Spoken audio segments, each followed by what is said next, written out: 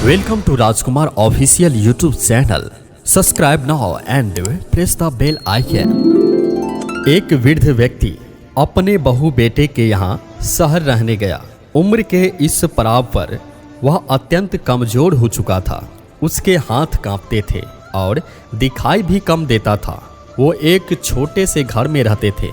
पूरा परिवार और उसका 4 वर्षीय पोता एक साथ डिनर टेबल पर खाना खाते थे, लेकिन वृद्ध होने के कारण उस व्यक्ति को खाने में बहुत दिक्कत होती थी। कभी मटर के दाने उसकी चम्मच से निकलकर फर्श पे गिर जाता था, कभी हाथ से दूध छलककर मेज पर गिर जाता था। बहू बेटे 1-2 दिन ये सब सहन कर रहे, पर अब उन्हें अपने पिता के इस काम से चिढ़ होने लगी। हमें इनका कुछ करना पड़ेगा, लड़का ने कहा।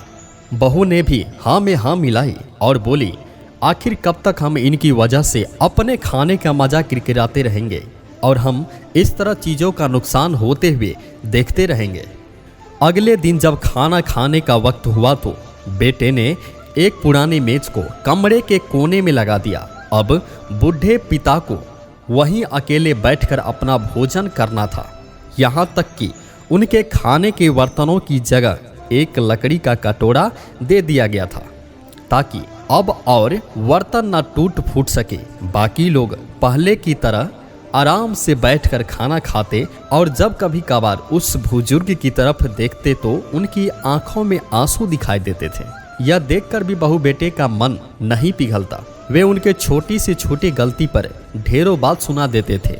वहां बैठा बालक भी यह सब बड़े ध्यान से देख रहा था और अपने में मस्त था। एक रात खाना खाने से पहले उस छोटे बालक को उसके माता पिता ने जमीन पर बैठकर कुछ करते हुए देखा। तुम क्या कर रहे हो? पिता ने पूछा। बच्चे ने मासूमियत के साथ उत्तर दिया, अरे मैं तो आप लोगों के लिए एक लकड़ी का कटोरा बना रहा हूँ, ताकि जब मैं बड़ा हो जाऊं तो आप लोग इसमें खा सके। और वह पुनः अपने काम में लग गया। पर इस बात का उसके माता पिता पर बहुत गहरा असर हुआ। उनके मुंह से एक भी शब्द नहीं निकला और आंखों में आंसू बहने लगे। वो दोनों बिना बोले ही समझ चुके थे कि अब उन्हें क्या करना है।